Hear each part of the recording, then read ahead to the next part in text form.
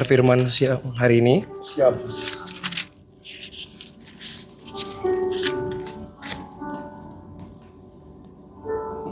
Tuhan, terima kasih Tuhan Yesus.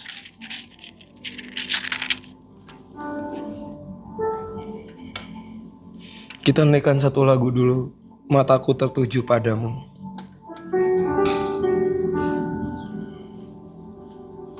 Dan 11 ayat 36 sampai 37. Terima kasih untuk Injil.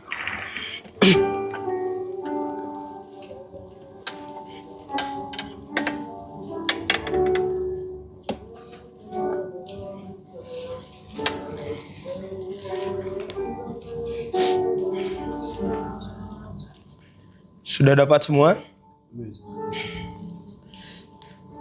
Apa yang akan kita hadapi ke depan, lawatan, tuayan, itu sesuatu yang tidak pernah terjadi di masa-masa sebelumnya. Amin. Amin. Itu yang tidak pernah terjadi di masa-masa sebelumnya.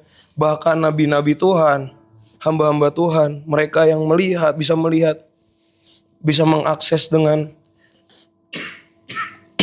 sering ke situ. Melihat bahwa di zaman kita akan ada lawatan yang besar, Amin. akan ada sesuatu yang ajaib, yang supranatural terjadi bukan cuma untuk orang-orang tua, tetapi untuk anak-anak muda, Amin. anak-anak kecil, penggenapan akan terjadi. Tapi kalau kita tidak punya hati, tidak punya dasar untuk merespon dengan tepat, kita akan menjadi seperti Gehasi yang tidak tahu, yang akan jatuh di tengah lawatan karena kita melihat sesuatu yang besar dan kita kira itu perbuatan tangan kita. Dan kita kira itu sesuatu yang kita buat. Apalagi kita masih muda, teman-teman. Kita merasa itu kekuatan kita dan kita mampu melakukannya. Kita baca dulu ayat ini sama-sama. 1, 2, 3. Condongkanlah hatiku kepada peringatan-peringatanmu, dan janganlah kepada laba. Lakukanlah mataku daripada melihat hal yang hampa. Hidupkanlah aku dengan jalan-jalan yang kau tunjukkan. Percayalah ini bukan hal yang enak buat anak muda.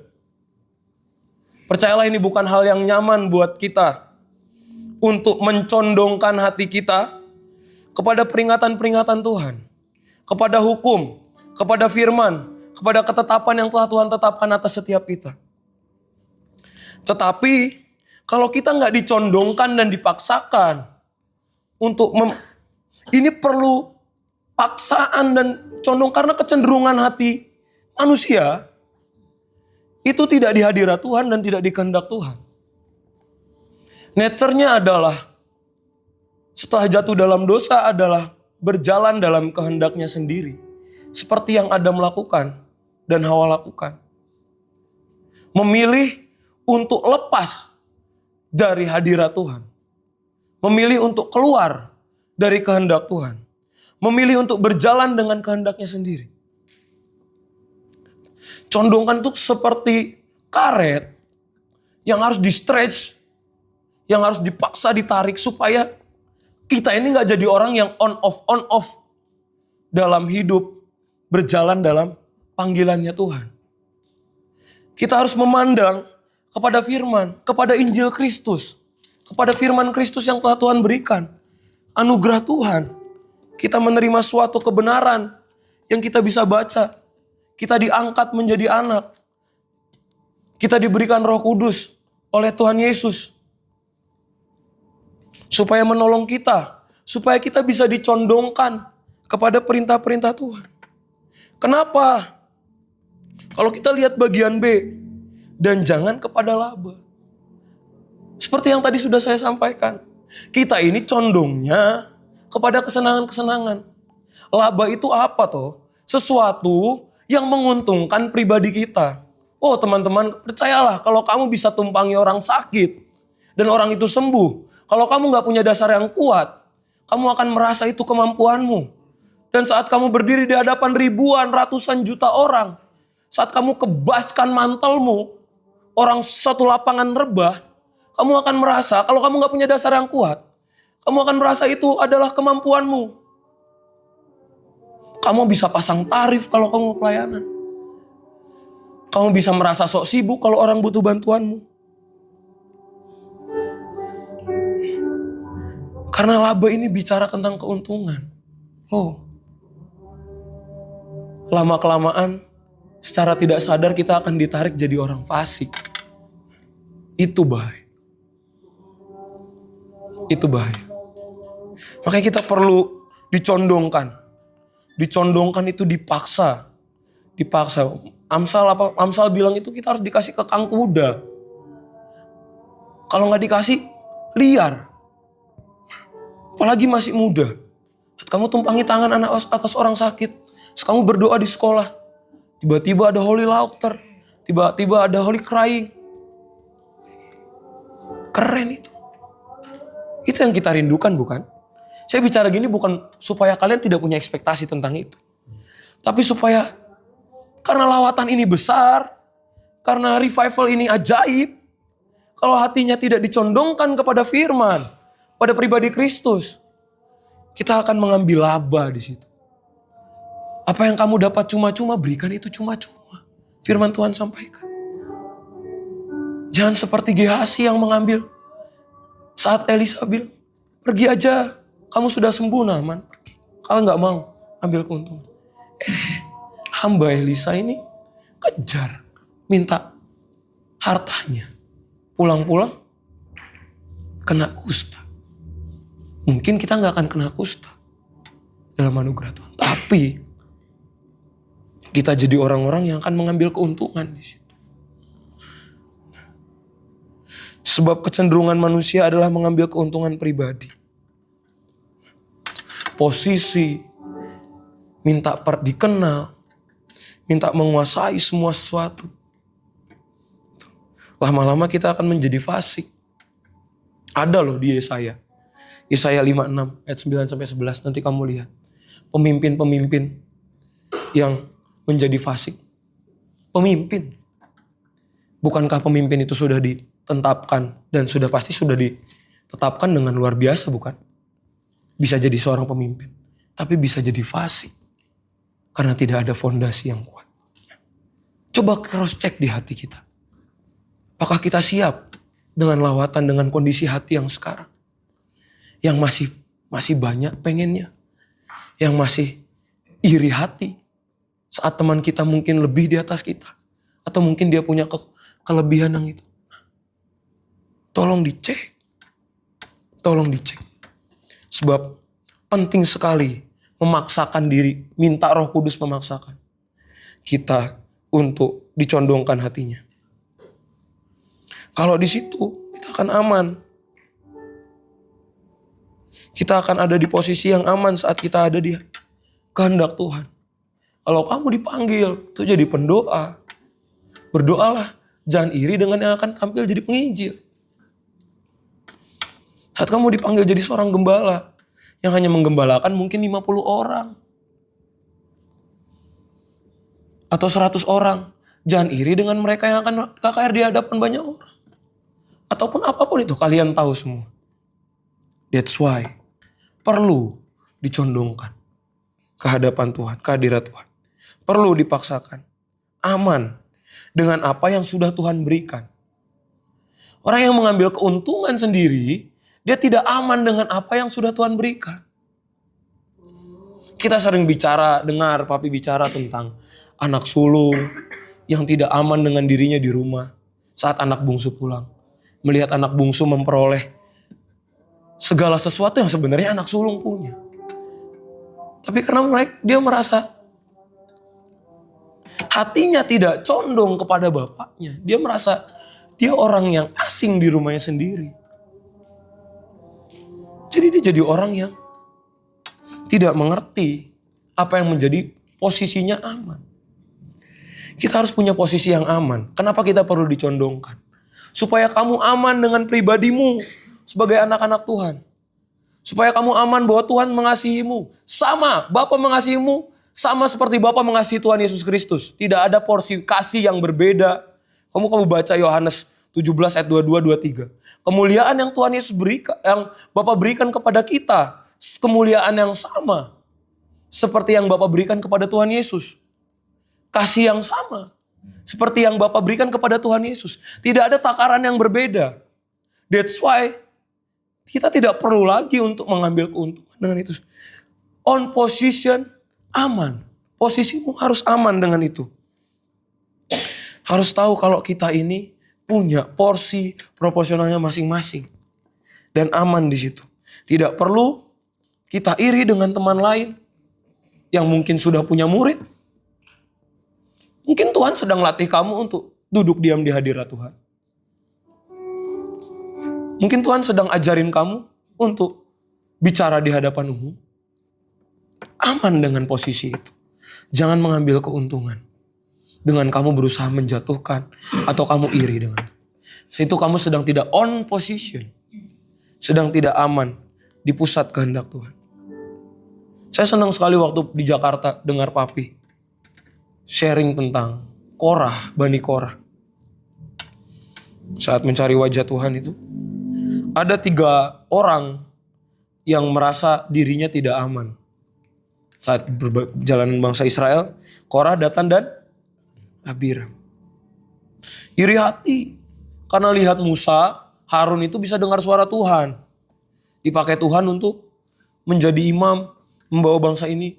Sampai keluar dari mulut mereka, emangnya cuma Musa doang yang bisa dengar suara Tuhan. Emangnya cuma Musa doang. Hingga akhirnya ada sesuatu yang terjadi. Korah, Datan, Abiram mereka dimusnahkan oleh Tuhan. Tapi karena posisi tidak aman itulah, orang-orang itu jadinya binasa. Jangan sampai karena kefasikan kita, keinginan kita yang tidak kita sadari.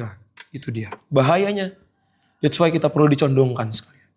Karena kita sering tidak menyadari apa yang jadi, kebebalan, kebusukan, dan kebejatan apa yang ada di dalam diri kita.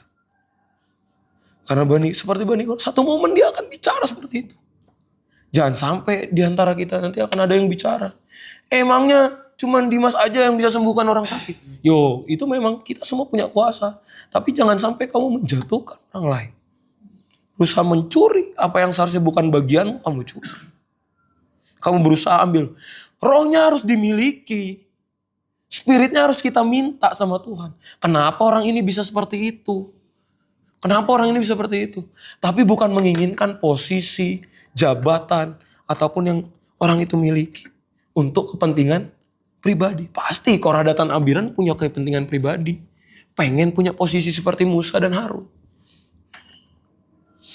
Tapi kalau dilihat itu, Mazmur 84 ayat 10 tuh bagus sekali Papi bilang waktu kemarin. Sebab lebih baik 1 hari di pelataranmu daripada 1000 hari di tempat lain. Lebih baik berdiri di ambang pintu rumah Allahku daripada diam di kemah-kemah orang fasik. Wih. Apakah di pelataran Tuhan ada kemuliaan Tuhan? Waktu itu pelataran Tuhan. Cuman ada orang yang mempersembahkan korban. Tapi dia safe dengan posisi dia. Walaupun cuma di ujung depan pintu itu, Musa di dalam, aku gak apa-apa. Yang penting itu tempat terbaik. Itu posisi terbaik yang Tuhan berikan buatku. Aku aman di posisi itu. Daripada aku menginginkan seperti orang lain. Daripada diam di kemah orang fasik. Kemah orang fasik menurutmu nyaman apa enggak? Nyaman. Tak kasih tahu. Kemah orang fasik itu nyaman. Pesta pora, kesenangan pribadi, perzinahan, kemabukan, foya-foya. Senang itu. Tapi luar biasanya adalah memilih di kehendak Tuhan yang sempurna. Itu tanpa dicondongkan ke hati Tuhan, kepada firman, kepada peringatan-peringatan Tuhan. Tidak bisa. Karena kita pengen yang senang bagi mata kita. Bagi perasaan kita. Bagi keinginan kita. Kita pengen senang. Pengen untung. Di kemah-kemah orang fasik kamu untung. Orang-orang fasik itu orang-orang yang gak kenal Tuhan. Kalau kamu baca perjanjian lama, bangsa-bangsa yang tidak mengenal Tuhan isinya apa? Perzinahan, seks bebas, LGBT, mabuk. Nah itu sesuatu yang mengena. Mungkin juga sosmed, kalau waktu itu masih ada. Familiar, terkenal, famous. Itu mungkin yang terjadi di kemah-kemah orang fasik. Tetapi Korah, Papi jelasin, memilih untuk di tempat yang mana di situ ada korban, selalu ada. Ada sesuatu yang diletakkan, ada sesuatu yang ditaruh, ada sesuatu yang diperhadapkan ke hadapan Tuhan. Setiap pagi dan petang, bukan setahun sekali aja. Pagi dan petang. Itu. Condongkan posisi hati kita kepada Tuhan. Itu seperti kita meletakkan korban. Minta Tuhan tolong. Untuk Tuhan bicara. Untuk Tuhan jaga hati ini. Supaya tidak lama-lama kita mencondongkan hati kita. Pelan-pelan kita keluar dari kemah orang-orang benar. Kepada kemah-kemah orang fasik.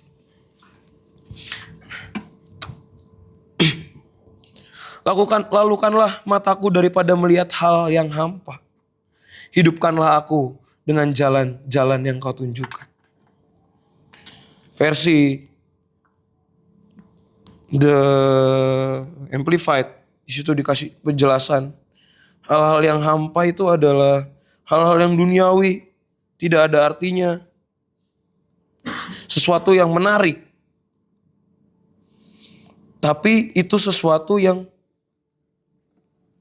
let your priorities be mine. Tapi biarkan kehendak Tuhan yang prioritas yang menjadi prioritas Tuhan itu yang jadi di bagian kita. Kadang itu kan, tapi kita sering belajar, kita sering dengar apa yang Tuhan mau. Ini kadang-kadang bertolak belakang dengan apa yang kita mau. That's why di tengah lawatan, di tengah segala sesuatu, kalau kita tidak lalukanlah mata kita kepada apa yang lalukanlah mataku daripada melihat hal yang hampa. Hal yang hampa itu kadang kesannya menarik. Hal yang ilahi itu kadang kesannya sederhana daripada yang dari dunia berikan. Waktu Natal itu kan pernah dibilang, kado Tuhan itu datang tuh sederhana. Orang-orang anggapnya luar biasa. Nah kadang-kadang itu sesuatu yang mungkin gak menarik mata kita. Tapi itu yang Tuhan berikan. Tapi kita minta supaya kita bisa melihat itu. Apa yang Tuhan berikan. Supaya kita gak lihat yang hampa. Hal yang ilusi. Hal yang sementara. Hal yang bukan dari POV-nya Tuhan. Nah itu gak bisa dengan kekuatan kita sendiri. Kita perlu darah Tuhan Yesus. Kita perlu pimpinan Roh Kudus. Kita perlu hati yang hancur. Kita perlu pertobatan yang radikal. Kalau selama ini kita merasa bahwa kita selama ini kalau kita lihat ke belakang masih ada hal-hal yang dari dunia, hal-hal yang menurut kita itu penting. Kita perlu minta hati yang remuk dan hancur supaya mata kita ini tidak terfokus. Karena dari mata itu masuk segala sesuatu. Betul? Kita melihat segala sesuatu itu dan masuk ke dalam diri kita itu dari mata.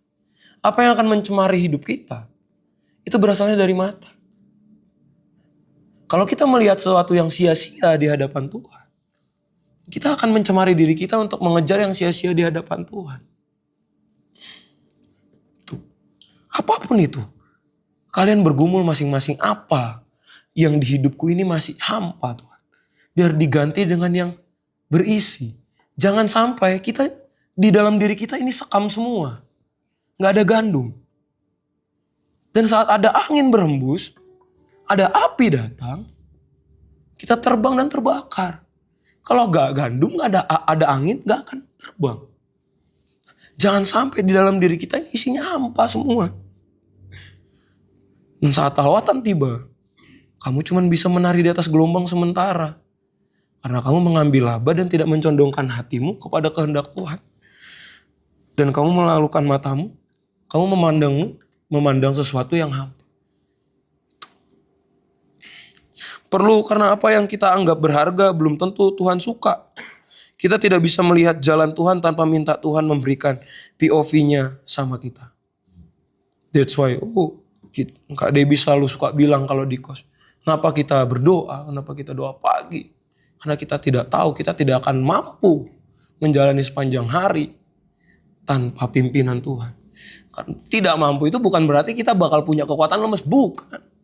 Tapi kita akan cenderung kepada segala sesuatu yang kita anggap itu berharga dan penting. Dan bukan pada POV yang Tuhan mau. Mana? Lebih memilih kemah diam di pusat kehendak Tuhan dan aman, apa tinggal di kemah orang fasik? Lebih nyaman teman-teman kemah orang fasik. Kalian memilih yang mana? Nah, itu perlu korban. Kenapa Korah lebih memilih di hadapan? Karena ada korban di situ. Kamu mau nggak POV-nya diganti sama yang Tuhan mau? Itu perlu peletakan.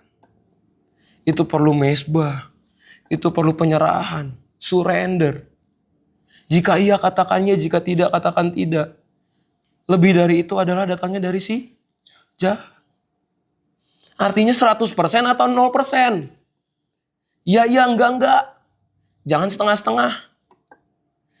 Jangan berikan tempat 1% pun untuk iblis ambil alih hidup kita. 1% tiba-tiba lama-lama bisa 50, bahkan bisa kebalikan. Tuhan yang 0%, iblis yang, setan yang 100%. That's why perlu dipersembahkan. Supaya tidak licik. Supaya tidak picik. Supaya tidak arogan. Saat Tuhan memakai hidup setiap kita. Karena jalan itu, hidupkanlah aku dengan jalan-jalan yang kau tunjukkan. Kita setiap orang kita punya track masing-masing. Sering diilustrasikan tiap kita tuh lagi kayak naik gunung. Yang satu mungkin lagi naik di via yang ini. Yang satu lagi di jalan yang satu. Kita punya perjalanannya masing-masing. Saya lebih suka istilah ini disebut jalan. Lebih suka pakai dari versi The Passion. Karena The Passion pakainya path. Drench my soul with life as I walk in your path. Berbeda dengan jalan. Ways yang lebar. Path itu adalah jalan yang setapak, yang sempit. Tapi itu seperti orang naik gunung, jalannya cuma setapak. Ya kan kaos? Naik gunung, jalannya cuma setapak. Nah, kalau kita tidak mencondongkan hati dan tidak melalukan mata kita, minta mata kita ini difokuskan kepada apa yang Tuhan mau, kita tidak akan mampu berjalan sampai puncak destiny yang telah Tuhan tetapkan. Akan banyak distraction. Kan? Kadang-kadang orang naik gunung itu cukup sampai di ketinggian sekian karena sudah capek, pemandangan sudah bagus, udah cukup, aku gak mau lagi jalan sampai atas. Pemandangannya udah bagus. Padahal di atas ada yang lebih bagus. Tapi karena jalannya akan semakin sulit, semakin tinggi. Jalannya akan semakin sulit.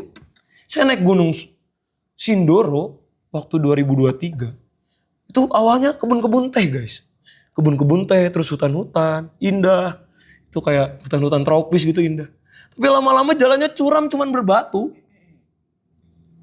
Jalannya gini curam. Cuman bisa nemplok sama batu gitu. Kalau kita gak dicondongkan, gak dilalukan, mungkin kita akan jadi orang-orang yang cepat puas dengan perjalanan yang sudah kita lakukan. Itu bahaya sekali. That's why kenapa kita teriak, there is more. Karena Tuhan masih punya yang lebih lagi. Kalau kita gak itu, kita akan capek. Bukan cuma karena masalah. Karena masalah capek itu biasanya kita bisa tahu, kita akan menyerah. Tapi kalau kita berhenti karena sesuatu yang nyaman, yang enak. Tiba-tiba kamu udah jadi kaya nih, kamu gak penginjilan lagi. Tiba-tiba kamu udah punya banyak jemaat. Kamu gak berdoa lagi. Kamu gak punya desperate untuk sesuatu terjadi di pelayananmu, di hidupmu, di sekolahmu. Jangan sampai kita berhenti. Percayalah, naik gunung itu bukan berarti kamu harus tanpa istirahat. Saya suka. Oral Robert itu pernah satu kali dia dapat mimpi. Satu kali dia dapat mimpi, dia seperti sedang mendaki gunung. Dia lihat satu jalan setapak, dia mendaki gunung itu.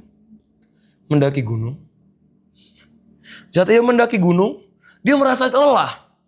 Dia merasa lelah dan capek. Dia lelah dan capek. Dia pengen istirahat. Nemulah pos. Karena di gunung ada pos kan. Oh nggak tahu gunung di Amerika seperti apa posnya. Daripada di Indonesia. Kalau Indonesia cuman bambu-bambu gitu biasanya. Siapa tahu di Amerika ada yang jual sandwich. Ada yang jual pizza. Ada teh anget. Ada coklat panas gitu kan. Dia sedang naik gunung, dia pengen break. Dia pengen break. Di tengah-tengah dia mau berhenti, dia ketemu orang-orang di pos itu. Dia ketemu orang-orang di pos itu, tapi orang-orang itu mengusir dia dari pos itu untuk tidak boleh berhenti. Oral, kamu harus naik terus, jangan break. Roberts, kamu harus naik terus. Oral Roberts itu kalau kalian belum tahu, dia orang yang Tuhan pakai, salah satu revivalist, pahlawan iman yang Tuhan pakai untuk kesembuhan, untuk lawatan. Dia punya kampus di Amerika. Dia disuruh. Waktu itu dia belum mulai pelayanan seperti yang waktu kita tahu. Ini bukan orang saya belum. Dia masih baru mau menerima panggilan itu. Naik Oral, kamu gak bisa istirahat. Kamu harus naik, karena ada yang nunggu kamu di atas. Dia gak tahu. Di jalan lagi. Capek. Dia pengen berhenti aku. Ada pos berikutnya, pengen berhenti. Ada orang-orang lagi. Naik lagi, gak bisa kamu berhenti. Jangan berhenti. Jangan berhenti seperti kami. Naik lagi, naik lagi. Jangan berhenti seperti kami, naik lagi. Kenapa kok mereka nyuruh aku naik? Gak nyuruh aku berhenti istirahat. Aku udah capek. Dia paksakan dirinya naik. Dia paksakan dirinya naik. Dia paksakan dirinya naik. Dia paksakan dirinya naik. Dan di situ dia temu satu pribadi dan dia menerima semua janji yang telah Tuhan tetapkan. Coba dia berhenti. Coba gak ada orang-orang yang bilang. Kenapa kita perlu orang-orang yang menegur, yang mengajar, yang menyeret, yang memaksakan. Supaya kita gak berhenti di perjalanan. Supaya kita sampai puncak. Di puncak kamu akan lihat semua kemegahan Tuhan. Di puncak kamu akan lihat sesuatu yang belum pernah kamu pikirkan itu. Nah, itu teman-teman. Perlu dipaksakan. Perlu diseret. Perlu ditarik. Perlu dilalukan. Supaya kita gak berhenti dan kita gak menjadi nyaman. Dan kita gak menjadi orang-orang fasik rohani. Orang-orang fasik rohani itu bahaya. Tadi di khotbah Papi bilang waktu di Gading Serpong, lebih sulit mempertobatkan orang yang terikat roh agamawi dibanding orang yang terikat roh duniawi. Karena orang terikat roh duniawi biasanya mabuk, pelacur segala macam, perlu pertolongan Tuhan lebih cepat. Tapi orang yang terikat roh agamawi, mereka sudah nyaman dengan semua yang mereka punya, sudah nyaman dengan apa yang ada. Biasanya sulit untuk menerima apa yang Tuhan mau lebih. Jangan sampai karena kita terlalu nyaman, kita jadi menolak didikan dan kita berhenti di perjalanan kita masing-masing. On position, aman dengan panggilan dan perjalananmu.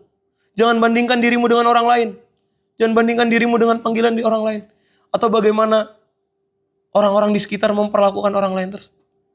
Kok dia dipercaya banyak? Kok aku cuman ini? Jangan bandingkan dirimu. Aman aja dengan apa yang Tuhan berikan.